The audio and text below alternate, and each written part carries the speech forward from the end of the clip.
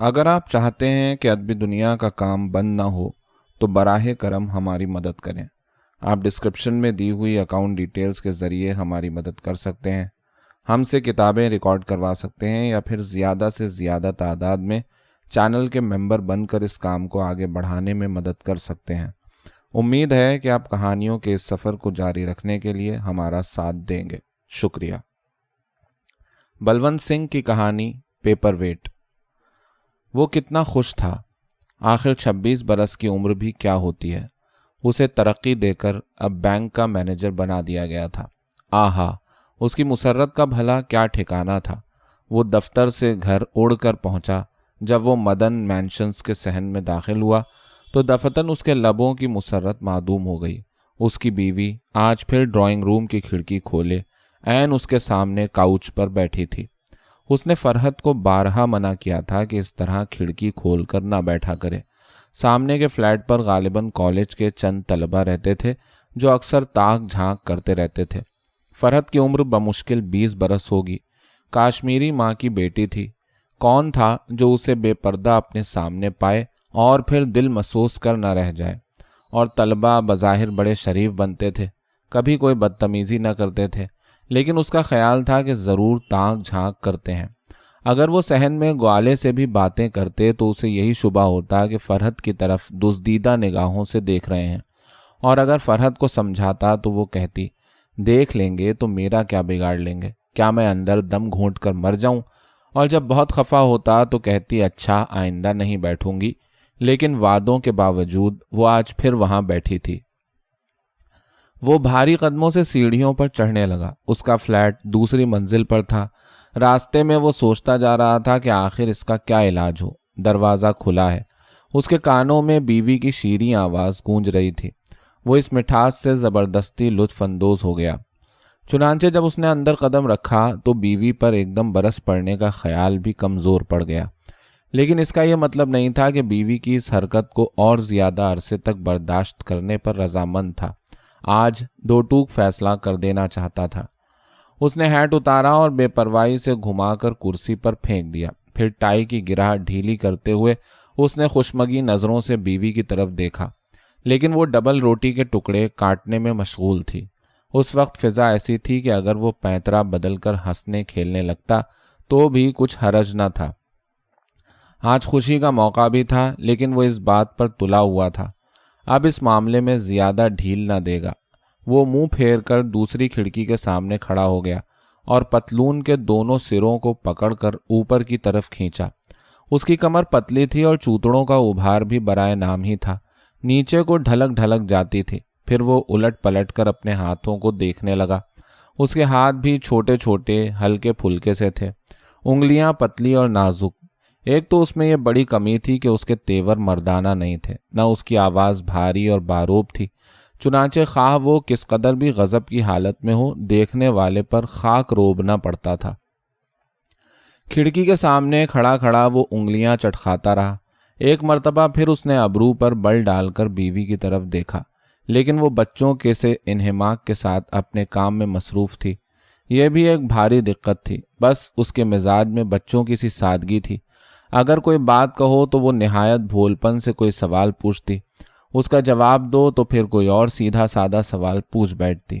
اب وہ محض لڑکی نہ تھی، شادی ہوئے لگ بھگ 1 سال ہو چکا تھا، لیکن اسے اس بات کی بھی کچھ خبر نہ تھی کہ مرد کن بھوکی نظروں سے خوبصورت عورتوں کو دیکھتے ہیں۔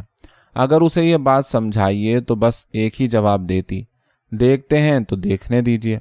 اس نے جب دیکھا کہ فرحت کا دھیان اس کی طرف نہیں ہے تو اس نے منہ پھیر لیا اور سوچنے لگا کہ اب گفتگو کا آغاز کیوں کرے۔ اگر وہ اس کی طرف دیکھ لیتی تو اسے معلوم ہو جاتا کہ وہ خفا ہے۔ اب وہ سمجھ رہی ہے کہ شوہر کپڑے بدل رہا ہے۔ جوں جوں وقت گزرتا جا رہا تھا توں خفا ہونے کا امکان کم ہوتا جا رہا تھا۔ دراصل جھگڑا فوراً شروع ہو جانا چاہیے تھا۔ اس طرح سوچ سوچ کر خفا ہونے میں کوئی اثر پیدا نہیں کیا جا سکتا۔ چنانچہ اس نے مزید تاخیر کو مناسب نہ سمجھتے ہوئے بیوی کی طرف پیٹھ پھیر لی اور کہا، فرحت۔ پھر وہ اپنی آواز کی نوعیت پر غور کرنے لگا کہ واقعی اس سے اس کی دلی ناراضگی کا اظہار ہوتا ہے یا نہیں، لیکن وہ کچھ فیصلہ نہ کر سکا۔ جی فرحت کی آواز سے یہ ظاہر نہیں ہوتا تھا کہ اسے کسی غیر معمولی بات کا احساس ہوا ہے۔ اب اس نے فیصلہ کیا کہ اسے نہایت ڈرامیٹک انداز میں گھوم کر اس کی آنکھوں میں آنکھیں ڈال دینی چاہیے اور اسے دیر ہرگز نہیں کرنی چاہیے، لیکن جلدی کے یہ معنی بھی نہیں کہ اس کے چہرے سے غیظ و غضب کے آثار ہی مفقود ہوں۔ اس سوچ بچار میں کچھ دیر بھی ہو گئی۔ وہ گھوما تو چہرے سے جذبات کا اظہار تو بالکل صحیح طور پر ہو رہا تھا، لیکن افراتفری میں اسے وہ جوشیلے الفاظ بھول گئے جو اسے اس موقع پر کہنے چاہیے تھے۔ 2-4 لمحوں تک وہ چپ چاپ بیوی کی آنکھوں میں آنکھیں ملائے رہا، لیکن الفاظ نہ ملنے کے سبب وہ چہرے کے جذبات کی شدت کو قائم نہ رکھ سکا۔ وہ جانتا تھا کہ اب اسے کچھ نہ کچھ کہنا چاہیے۔ فرحت، آج تم پھر کھڑکی میں بیٹھی ہو۔ یہ سن کر فرحت نے بڑے طفلانہ انداز سے دانتوں تلے زبان کو دبایا اور کھڑکی سے ذرا ہٹ کر دوسری کرسی پر جا بیٹھی۔ وہ سوچنے لگا کہ فرحت کوئی موٹی تو نہیں ہو رہی۔ اسے پتلی عورت پسند تھی۔ وہ ذرا گدرائے ہوئے جسم والی عورت کو زیادہ پسند کرتا تھا۔ اس وقت فرحت کا جسم آئیڈیل جسم تھا، لیکن اب اسے اور زیادہ موٹا ہونے کی ضرورت نہیں۔ آج اس کے ہاتھ اور پاؤں مہندی سے رنگے ہوئے تھے۔ صبح اس نے اس بات پر دھیان نہیں دیا۔ اس کے جسم کی رنگت پر مہندی کا رنگ خوب کھلتا تھا۔ خاوند کو چپ چاپ گھورتے دیکھ کر فرحت نے کہا، اب تو میں کھڑکی سے ہٹ گئی ہوں۔ اسے دفتن یاد آیا کہ اسے خفا ہونا چاہیے اور اس جھگڑے کا ہمیشہ کے لیے فیصلہ کر دینا چاہیے، لیکن کس قدر مشکل آن پڑی تھی۔ فرحت کو غلطی کا احساس تک نہیں، تو پھر اسے اس حرکت سے باز کیوں کر رکھا جائے؟ آج کل کی لڑکیاں ساتوں آسمانوں کی خبر رکھتی ہیں۔ ایک فرحت تھی کہ بس لڑکپن کیا، بچپن چھوڑتی ہی نہ تھی۔ صورت دیکھو، باتیں سنو، حرکات سکنات کا مطالعہ کرو، کیا مجال جو گہرے سوچ بچار کی ہوا تک لگی ہو۔ ابھی تک جیلی اور کریم کھانے کی شوقین ہے، بندر بندریا کا تماشا دیکھتی ہے۔ اگر کہیں کوئی بدھو شوہر مل گیا ہوتا تو اس آٹے دال کا بھاؤ معلوم ہو جاتا۔ پھر اس نے سوچا، یہ نئی روشنی کا زمانہ ہے، مجھے اپنی بیوی کی نفسیات کا گہرا مطالعہ کرنا چاہیے، تبھی اسے سیدھے رستے پر لایا جا سکتا ہے۔ چنانچہ ایک گہری بحث کے لیے مستعد ہو کر اس نے کہنا شروع کیا، دیکھو فرحت، اب میرے کہنے سے تم ہٹ گئی ہو، لیکن سوال یہ ہے کہ تم وہاں بیٹھتی کیوں ہو؟ فرحت نے اپنے ناخنوں کی سرخی کو دیکھتے ہوئے کہا، میں تو یوں ہی بیٹھ جاتی ہوں، اندر روشنی کم ہوتی ہے، ادھر روشنی بھی خوب ہے، کھڑکی کھول دینے سے ہوا بھی آتی رہتی ہے۔ تم ہوا کا بہانہ گڑھتی ہو ہمیشہ۔ پھر اس نے سوچا کہ یہ لفظ بہانہ درست نہیں، یہاں پر تو یہ معنی ہوئے کہ مجھے فرحت کے چال چلن پر شبہ ہے، حالانکہ خواہ کچھ بھی ہو فرحت کے کیریکٹر پر شک نہیں کیا جا سکتا۔ میرا مطلب یہ ہے کہ بار بار اس بات کو دہراتی ہو۔ میں کہتا ہوں کہ غیروں کو دیکھنے کا بہانہ مل جاتا ہے اور وہ تمہیں دیکھتے رہتے ہیں۔ پھر اس نے سوچا کہ فرحت کہے گی کہ اگر دیکھتے ہیں تو میرا کیا بگاڑ لیں گے؟ دیکھو نا، دنیا کی زبان نہیں پکڑی جا سکتی۔ اب یہ ناخنوں کا دیکھنا بند کرو، جو میں کہتا ہوں وہ بھی تو سن لیا کرو غور سے۔ میں سن تو چکی اتنی بار۔ اس پر اسے بڑا طیش آیا، اگر سنا ہوتا تو عمل نہ کرتی؟ میں تو ہمیشہ غور سے سنتی ہوں۔ تو کیا کہہ رہا تھا میں؟ فرحت نے آنکھیں جھپکاتے ہوئے لاڈ سے منہ پھلا پھلا کر کہا، آپ کہہ رہے تھے کہ دنیا کی زبان پکڑی نہیں جا سکتی۔ ہاں تو میں۔ فرحت اٹھ کر اس کے قریب آ گئی اور انگلیاں بڑھا کر بولی، لائیے میں آپ کی زبان پکڑ لوں، خدا کی قسم میں مار بیٹھوں گا۔ اتنا بھی تو سمجھو کہ جب تم کھڑکی کھول کر سامنے جا بیٹھتی ہو تو دوسرے کیا سمجھیں گے؟ تو اب وہاں کون بیٹھا ہے؟ گڑ کھلا پڑا ہو تو کیا مکھیوں کو آتے دیر لگتی ہے؟ آتی ہیں مکھیاں تو آیا کریں، ہمیں ڈر ہے کسی کا؟ ہاں تم تو یہی کہو گی، لوگ اس طرح بات کو نہیں ٹالتے۔ تو وہ کیا کہتے ہیں؟ کہتے کیا ہیں؟ یہی کہ عورت کی اپنی خواہش ہے کہ لوگ اسے دیکھیں، ورنہ خام خواہ کھڑکی میں کیوں آن کر بیٹھے؟ تو گویا آپ کا مطلب ہے کہ میرا دل چاہتا ہے کہ لوگ مجھے دیکھا کریں۔ توبہ میری، بھائی میں نہیں کہتا، لوگ کہتے ہیں۔ آپ نے کسی کو کہتے سنا؟ پھر وہی بات، بھائی مجھے کہنے کی کسی کی مجال بھی ہے، لیکن میں تمہیں سمجھانا چاہتا ہوں کہ آخر شریف عورت۔ وہ چپ ہو گیا۔ فرحت ایک پھول بالوں میں اڑس کر کھڑکی کے شیشے میں اچک کچک کر دیکھ رہی تھی کہ کیسا معلوم ہوتا ہے۔ اس طرح دیکھتے دیکھتے منہ پھیر کر اس سے مخاطب ہو کر بولی، آپ چائے نہیں پئیں گے؟ آج سلائس نمکین انڈوں میں تلے جائیں گے۔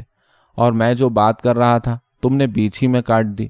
میں نے کب کاٹی بات؟ آپ خود ہی چپ ہو گئے، میں سمجھی بات ختم ہو گئی۔ وہ تھک کر کرسی پر بیٹھ گیا، انگلیوں سے کنپٹیاں دبانے لگا۔ کیا سر میں درد ہے؟ فرحت نے پریشان ہو کر پوچھا۔ اس نے نفی میں سر ہلا دیا۔ تو چائے منگواؤں؟ نہیں، میں چائے نہیں پیوں گا۔ واہ، کیسے نہیں پیئیں گے؟ یہ کہہ کر دونوں ہاتھ پیٹھ پیچھے کیے وہ مٹک مٹک کر آگے بڑھی۔ اس کی آنکھوں میں شرارت ناچ رہی تھی۔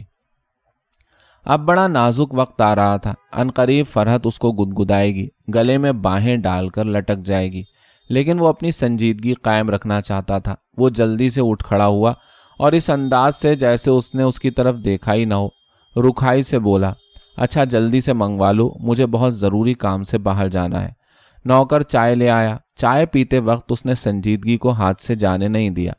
دل ہی دل میں وہ سوچتا رہا کہ فرحت کو کیوں کر سمجھائے۔ چائے کے خاتمے پر اس نے تولیے سے منہ پوچھتے ہوئے فرحت کی طرف گہری نظروں سے دیکھا۔ فرحت، حقیقت یہ ہے کہ تم اپنی حرکتوں سے مجھے بہت دکھ پہنچاتی ہو۔ میں نے تمہیں پیار سے سمجھایا، خفا ہوا، لعنت ملامت بھی کی، لیکن نہ معلوم تم کس مٹی کی بنی ہوئی ہو۔ اتنے میں نوکر نے اطلاع دی کہ رشیدہ کی باجی ملنے آئی ہیں۔ یہ سن کر فرحت کے چہرے پر مسرت کی لہر سی دوڑ گئی۔ اس کی صورت سے ظاہر ہوتا تھا کہ وہ دل میں خدا کی ازحد شکر گزار تھی۔ اسے پیچھا چھڑا کر وہ زنانے میں چلی گئی۔ فرحت کا اس انداز سے رخصت ہونا اسے بالکل پسند نہ آیا۔ وہ فلسفیانہ انداز میں غور کرنے لگا کہ شادی شدہ انسان کی مسرت کا دار و مدار زیادہ تر اس کی بیوی پر ہوتا تھا۔ وہ بھی کیسے سنہرے دن تھے جب وہ کنوارا تھا۔ اسی فلیٹ میں وہ اکیلا رہتا تھا، یار دوست جمع ہوتے تھے، فرصت کا ہر لمحہ عیش و نشاط میں گزرتا تھا، رنج و فکر کو قریب پھٹکنے نہ دیتے تھے۔ اس وقت خوش رہنا قطعاً اپنے بس میں تھا۔ اب بیوی سے پالا پڑا تھا۔ وہ البیلے دوست بھی رخصت ہوئے اور بیوی گھر کی رانی بن بیٹھی۔ رات کو گھر آنے میں ذرا دیر ہو جائے تو جواب طلب کرتی، روٹھ جاتی، بلکہ ٹھنکنے لگتی۔ اب اس کا خوش رہنا بیوی کے ہاتھ میں تھا اور بیوی کو اس بات کا احساس تک نہ تھا۔ وہ بیوی سے مار پیٹ بھی نہیں کر سکتا تھا۔ جب کبھی انتہائی غصے کی حالت میں اسے مارنے پر تل بھی جاتا تو پھر سوچنے لگتا کہ بیوی کے جسم کے کس حصے پر چپت مارے، اور وہ کوئی فیصلہ نہ کر پاتا۔ اس کی کتنی خواہش تھی کہ فرحت سے اس کے تعلقات اچھے رہیں، لیکن اس نے تو گویا اسے نہ سمجھنے کی قسم کھا رکھی تھی۔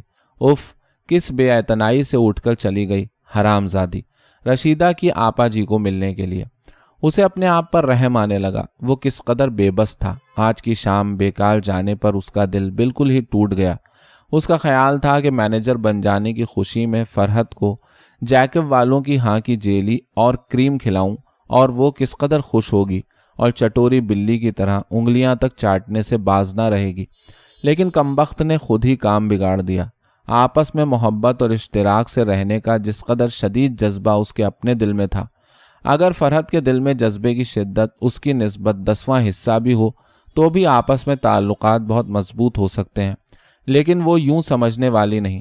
اگر کل کو وہ مر جائے تو کمبخت کو اس کی قدر معلوم ہو۔ اپنے مرنے کے خیال سے اسے کچھ سکون محسوس ہوا۔ وہ تصور میں فرحت کے خوبصورت چہرے پر پھیلے ہوئے بالوں، اس کی سرخ ناک اور دلدوز چیخوں کے تصور سے اس کے دل کی ڈھارس بندھی، اور پھر اس کی آنکھوں میں آنسو آ گئے۔ وہ میز پر ٹائم پیس کے قریب کھڑے ہوئے تانبے کے 12 سنگے کو ہاتھ میں اٹھا کر دیکھنے لگا۔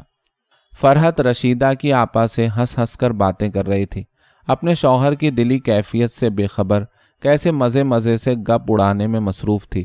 پھر دفتن ایک خیال اس کے ذہن میں بجلی کی چمک کی طرح کوند گیا۔ موت کی نسبت یہ خیال اچھا تھا۔ مرنا مشکل تھا اور یہ آسان بھی تھا، اور نتائج تقریباً موت کے برابر ہی حاصل ہو سکتے تھے۔ اس نے سوچا کہ کل صبح سورج طلوع ہونے سے پہلے، بلکہ 4:30 بجے والی گاڑی پر وہ سوار ہو جائے گا اور کبھی واپس نہیں آئے گا۔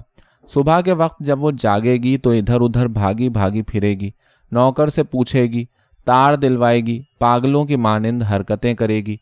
اس وقت وہ خود نہ معلوم کس جگہ پہنچا ہوگا۔ یہ خیال صحیح تھا۔ رشیدہ کی آپا بھی رات کے 9:30 بجے تک بیٹھی رہی، بلکہ فرحت نے جان بوجھ کر بٹھائے رکھا ہوگا۔ یہ سوچ کر اسے اور بھی غصہ آیا۔ اس کے چلے جانے کے بعد فرحت نے کھانے کے لیے کہلوا بھیجا۔ اس نے انکار کر دیا۔ پھر معلوم ہوا کہ اس نے اکیلے ہی کھانا کھا لیا ہے۔ اس پر اسے غصہ تو بہت آیا، لیکن خیر کوئی حرج نہیں۔ اب وہ اس سے سب باتوں کا انتقام لے گا۔ پھر نوکر کی زبانی معلوم ہوا کہ فرحت سونے کی تیاری کر رہی ہے اور اسے کہلوا بھیجا ہے۔ اس نے کہہ دیا کہ کام کر رہا ہوں۔ اب اس نے سوچا کہ جانے کی تیاری ابھی سے کر لینی چاہیے۔ اس نے نوکر بھیج کر اندر سے اپنا سوٹ کیس منگوایا۔ نوکر سوٹ کیس لے آیا تو اس نے پوچھا کہ بی بی نے کچھ کہا تو نہیں؟ نوکر بولا کچھ نہیں کہا۔ اس نے سوٹ کیس تیار کر لیا، بستر باندھ دیا اور نوکر کو ہدایت کر دی کہ صبح جلدی ہی اٹھنا ہوگا اور تانگا لانا ہوگا۔ اس کے بعد اس نے 3 بجے کا الارم لگا دیا۔ نوکر چلا گیا، سب طرف سکون ہو گیا۔ چھوٹے فریم میں اس کی بیوی کی تصویر رکھی تھی، وہ اسے دیکھتا رہا۔ پھر اس نے الوداعی چٹھی لکھنے کی ٹھانی، کاغذ اور قلم لے کر بیٹھ گیا۔ جان سے پیاری فرحت، یہ ٹھیک نہیں، صرف ڈیئر فرحت کافی ہوگا، بلکہ محض فرحت لکھ دیا جائے تو اور اچھا ہوگا۔ پھر اس نے ایک دردناک سا مضمون بنایا، میں تم سے تنگ آ کر جا رہا ہوں اور ہمیشہ کے لیے جا رہا ہوں، مجھے تلاش کرنے کی کوشش نہ کرنا، اب میں نہیں مل سکتا، دیکھو شوہر کو خوش نہ رکھنے کا یہی نتیجہ نکلتا ہے، وغیرہ وغیرہ۔ چٹھی لکھ کر اس نے میز پر اس انداز سے رکھ دی کہ اس پر فوراً نظر پڑ سکے۔ رات اسی طرح صوفے پر سوتے جاگتے کاٹی۔ گھڑی کا الارم بجتے ہی اس نے نوکر کو جگایا، خود منہ دھو کر کپڑے پہننے لگا۔ نوکر سے کہا کہ تانگا لے آؤ اور سامان رکھ دو۔ پھر اس نے کمرے پر الوداعی نظر ڈالی، چند لمحوں تک ادھر ادھر گھومتا رہا، پھر سونے کے کمرے کے قریب سے گزرا تو اس نے دروازے کو یوں ہی تھوڑا سا دھکا دیا کہ دیکھیں دروازہ کھلا ہے یا نہیں۔ دروازہ کھلا تھا، اس کے معنی ہے کہ اس کی بیوی اس کا انتظار کرتی رہی تھی۔ اس نے اندر کی طرف جھانکا، بڑی کھڑکی کے قریب اس کی بیوی سوئی پڑی تھی۔ اس نے سوچا کہ آخری بار بیوی کو دیکھ لیا جائے۔ اس کی بیوی بس بچہ ہی تھی، سوتے میں رضائی ادھر ادھر کھسک جاتی، لیکن اس کی نیند ایسی گہری تھی کہ اسے کچھ خبر تک نہ ہوتی۔ چنانچہ اب پھر رضائی کھسک گئی تھی۔ وہ قریب پہنچا تو کھڑکی کے شیشوں میں سے آنے والی چاندنی میں اس کی بیوی بہت حسین نظر آ رہی تھی۔ شاعروں کے قول کے مطابق اس کے ہونٹ کھلے تھے، ان میں سے دانت موتیوں کی لڑی کی طرح دکھائی دے رہے تھے، بند آنکھیں جیسے 2 پیسوں سے ڈھکی ہوئی ہوں، گریباں کے بٹن بھی کھلے تھے اور قمیض بھی ادھر ادھر کھنچ گئی تھی، اور اس نے رضائی کے دونوں کونے پکڑ کر اوپر کو کھینچے۔ ہر رات اسے اس طرح کرنا پڑتا تھا، ایسا نہ ہو تو بیچاری صبح سردی سے اکڑ جائے۔